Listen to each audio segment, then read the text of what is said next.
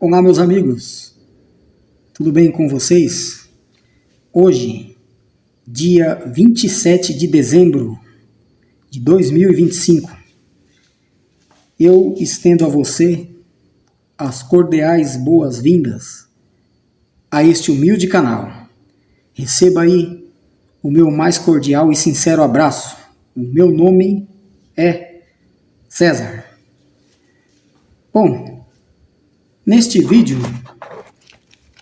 eu gostaria de tratar de um assunto, em Apocalipse 7, quando se fala dos 144 mil. Então, a princípio, essa Bíblia está bem surrada, Eu usarei a Bíblia de Jerusalém. Então, nós vamos falar um pouco sobre esses 144 mil, Esse assunto, dentro aí da tradição religiosa, ele tem diversas interpretações, Então, cada um tem ali o seu ângulo de visão, Cada tradição, cada denominação enxerga esse número de uma determinada forma. Então, eu aqui nesse vídeo, eu vou expor o meu ponto de vista, Eu vou fazer isso de uma maneira clara e coerente, o mais coerente possível. Isso de acordo com aquilo que está escrito nas Escrituras, na Bíblia. Então, você que está aí, pegue aí a sua Bíblia, abra aí em Apocalipse 7. Apocalipse 7. Nós vamos adentrar a leitura, Então, Apocalipse 7, a partir do versículo 1. Vamos então iniciar a leitura de Apocalipse 7.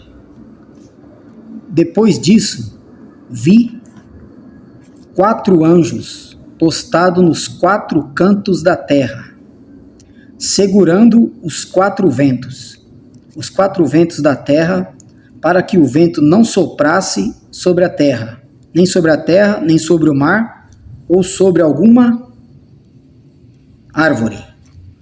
Vi também outro anjo que subia do Oriente, com o selo do Deus vivo. Ele gritou em alta voz aos 4 anjos que haviam sido encarregados de fazer o mal à terra e ao mar. Não danifiqueis a terra, o mar e as árvores, até que tenhamos marcado a fronte dos servos do nosso Deus. Ouvi então o número dos que tinham sido marcados: 144 mil de todas as tribos dos filhos de Israel. Então, João, ele relata, ele descreve esse relato, de que ele, olha só, preste atenção nesse verbo. O apóstolo João, ele ouviu o número dos que tinham sido marcados. Ele ele não viu nada, ele apenas ouviu que o número daqueles que tinham sido marcados era 144 mil. Preste bem atenção nisso. 144 mil dos filhos de Israel.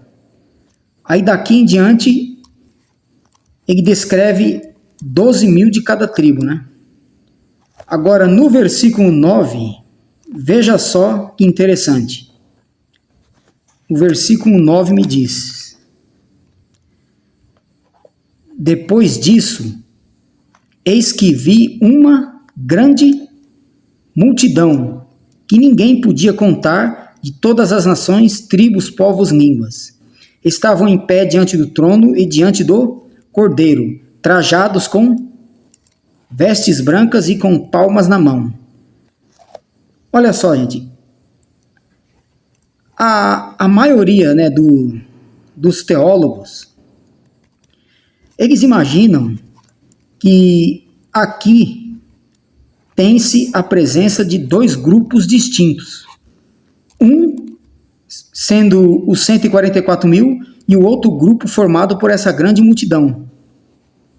Mas se você prestar bem atenção, o apóstolo João, ele ouve o número dos 144 mil. Ele ouviu uma voz falando a ele, né, que o número era 144 mil. E após ele ouvir, houve uma obra de assinalamento, ou seja, houve a contagem de 12 mil de cada tribo. E após isso, ele, olha só, depois disso, eis que vi uma grande multidão. Então, primeiro ele ouve, depois ele vê. Ele ouve o número, depois que é feita essa contagem simbólica, ele contempla uma grande multidão. Então, o que se percebe aqui?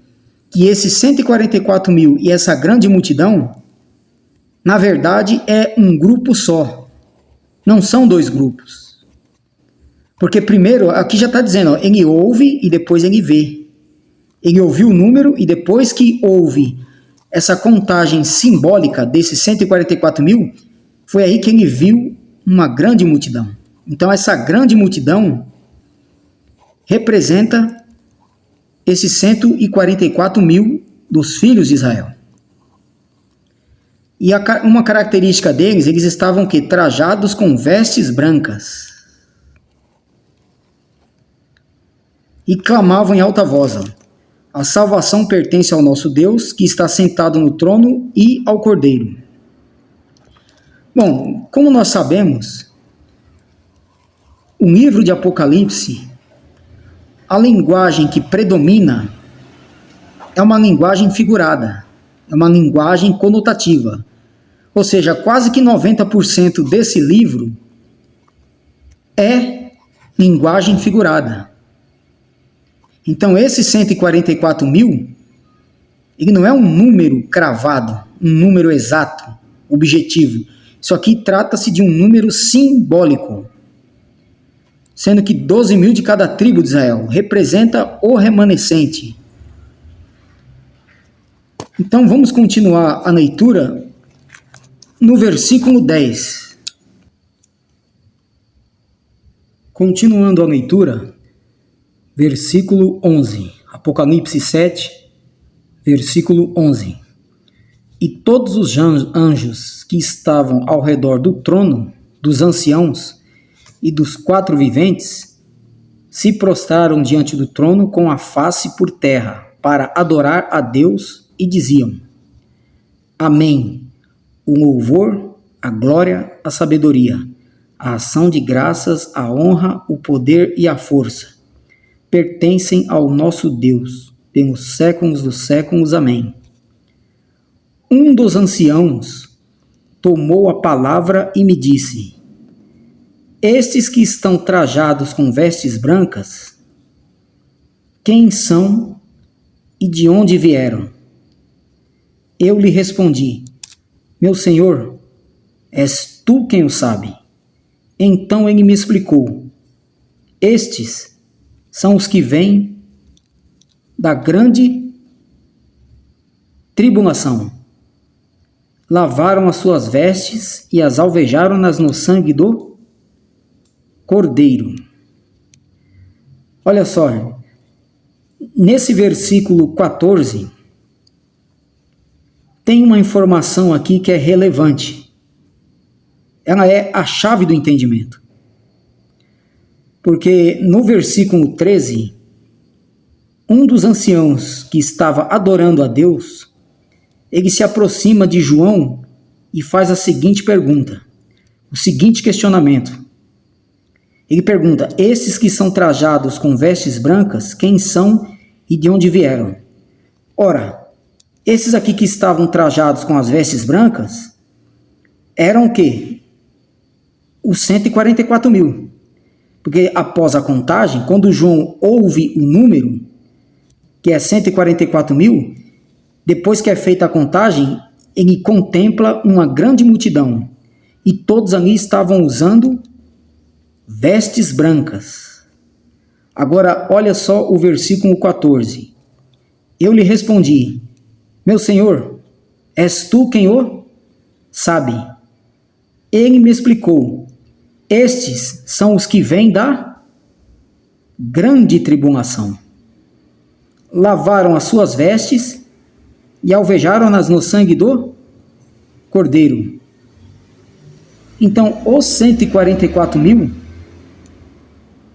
eles vieram da grande tribulação. Essa informação, ela é preciosa, porque através dessa informação, será possível nós determinarmos aonde é que esses 144 mil estavam. Porque hoje, nos dias de hoje, né, o sistema religioso, eles quando leem essa passagem de 144 mil, eles imaginam que até os dias de hoje, eles acham que gentios, no século 21, farão parte desse grupo. Mas isso aqui, como eu mesmo disse, isso aqui é um número simbólico. Era um número simbólico dos filhos de Israel, os remanescentes de Israel. Então agora o que nós devemos fazer? Já que os 144 mil são aqueles que vêm da grande tribulação, agora nós devemos entender o cenário onde essa grande tribulação ocorreu. Porque onde foi que essa grande tribulação ocorreu e em que local se deu isso? Porque a tradição religiosa também, o sistema religioso, quase todo ele, seja lá o pré-tribulacionista, pós-tribulacionista, amilenista, eles imaginam que essa grande tribulação ainda vai acontecer. Agora, a visão preterista, ela nos mostra que essa grande tribulação, ela já ocorreu. Se essa grande tribulação, ela já é algo consumado, entende-se então que esses 144 mil que fizeram parte dessa grande tribulação, também essa contagem já ocorreu, ou seja, os 144 mil foram aqueles que vivenciaram esse período. Então agora vamos entender em que cenário essa grande tribulação ocorre. Então agora vamos a Mateus 24, a partir do versículo 15. Então, meus amigos, nessa primeira parte do vídeo, nós lemos ali em Apocalipse 7 os 144 mil, né? E foi mostrado ali que o apóstolo João, ele, quando está recebendo a visão desses 144 mil, ele ouve, ou seja, ele escuta, ele ouve o número, que são 144 mil. E logo após ele ouvir esse número, depois que ocorre, então, o assinalamento ali, a contagem de 12 mil de cada tribo, simbolicamente, né? Foi aí que ele vê uma grande multidão. Então, isso já é suficiente para que eu possa entender, que nós possamos entender, que os 144 mil e a grande multidão é um grupo só, não são dois grupos. Então, essa é a primeira percepção. E num segundo momento, quando João contempla lá os 144 mil adorando a Deus, né, os anciãos, esses anciãos, eles chegam, um deles se aproxima de João e pergunta, né, esses que estão usando vestes brancas, quem são e de onde vieram? Então o apóstolo João devolve a pergunta e fala, tu é quem sabe, Senhor, tu és quem sabe, tu o sabes. E então o ancião diz a ele, né, esses que estão usando vestes brancas são aqueles que vieram da grande tribulação. Então os 144 mil, eles vivenciaram a grande tribulação. Então agora nós vamos entender em que cenário ocorreu essa grande tribulação. Porque segundo a visão preterista, essa grande tribulação, ela já é um evento consumado. E sendo um evento consumado, os 144 mil, eles vivenciaram esse período. Então agora vamos ao livro de Mateus e vamos ver que tipo de informação nós podemos extrair. E se de fato nós podemos identificar os 144 mil naquele período turbulento. Então vamos a Mateus 24. Mateus 24, a partir do versículo 15. Quando, portanto, virdes a abominação da desolação de que fala o profeta Daniel, instalada num lugar santo, que o leitor entenda. Então os que estiverem na Judeia, fujam para as montanhas. Aquele que estiver no terraço, não desça para apanhar as coisas da sua casa. E aquele que estiver no campo, não volte atrás para apanhar a sua veste. Ai daquelas que estiverem grávidas e estiverem amamentando naqueles dias. Pedi que a vossa fuga não aconteça no inverno ou num sábado, pois nesse tempo haverá, olha aqui, grande tribulação, tal como não houve desde o princípio do mundo até agora e nem tornará a haver jamais.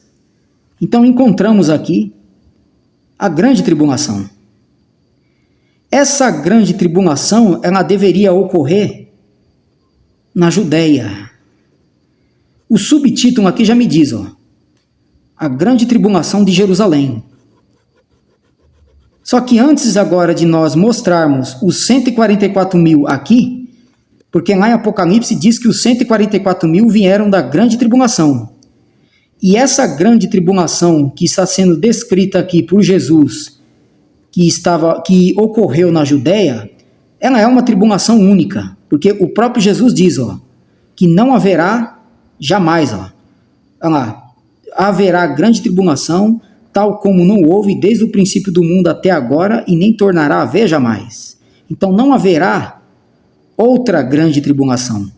Então se essa grande tribulação é um evento único e o cenário onde essa tribulação irá ocorrer, ou que ocorreu, o cenário onde essa tribulação, grande tribulação acontece, é na Judeia. Então, assim sendo, os 144 mil, que é um número simbólico, eles estavam aqui. Eles estavam na Judeia. Só que agora vamos fazer um rápido paralelo com Lucas. Vamos esclarecer o que de fato é essa abominação da desolação. Porque essa abominação da desolação, ela iria se instalar num lugar santo. Então a tradição religiosa, eles interpretam isso aqui como sendo o anticristo. Eles imaginam que essa grande abominação da desolação é o anticristo que irá surgir agora, no século 21, ou num futuro próximo. E eles falam que um lugar santo é o templo em Jerusalém. Mas não é nada disso. Veja só. Vamos fazer um paralelo com Lucas, que quando você lê em Lucas esse mesmo relato, você vê que Lucas ele deixa claro. Aqui está dizendo que a abominação da desolação, ela iria se instalar num lugar santo, Quando essa abominação da desolação chegasse num lugar santo, aqueles que estavam na Judeia, guarde bem esse nome, deveriam fugir. Então agora vamos fazer um paralelo com Lucas 21. Lucas 21, 20. Quando virdes Jerusalém cercada de exércitos, sabei que está próxima a sua devastação. Agora veja se não é a mesma coisa que está em Mateus. Então os que estiverem na Judeia, fujam para os montes. Em Mateus está dizendo o quê? Quando virdes a abominação da desolação instalada num lugar santo, que o leitor entenda. Então os que estiverem na Judeia, fujam para os montes. Então aqui está o lugar santo. Um lugar santo onde a abominação da desolação iria cercar. Então a abominação da desolação aqui em Lucas são os exércitos romanos, são as legiões de Tito Flávio. E o lugar santo é a própria cidade de Jerusalém. Você vê como você faz um paralelo com Lucas. Lucas ele deixa claro, ele deixa esclarecido, enquanto que Mateus ele usa a figura da abominação da desolação. É que desfocou aqui. Você dá o foco primeiro. Aqui em Lucas, ele usa a figura dos exércitos. Então, estes exércitos aqui, em Mateus, é chamada de abominação da desolação. E o lugar santo, que é dito lá em Mateus, é a própria cidade de Jerusalém. Então, quando Jerusalém fosse cercada de exércitos, quando um lugar santo fosse cercado pela abominação da desolação, aqueles que estavam na Judéia deveriam fugir. Certo? Então vamos voltar ao livro de Mateus. Então, depois de esclarecido o que era então essa abominação da desolação e o que foi o lugar santo, né? É isso? A abominação da desolação e o lugar santo. Então, a abominação da desolação foram os exércitos romanos. E o lugar santo aqui é a própria cidade de Jerusalém. Então, quando o exército romano se aproximasse de Jerusalém, começasse a efetuar o cerco a Jerusalém, aqueles que estavam na Judéia deveriam fugir, porque esse seria o ponto de partida para a grande tribulação.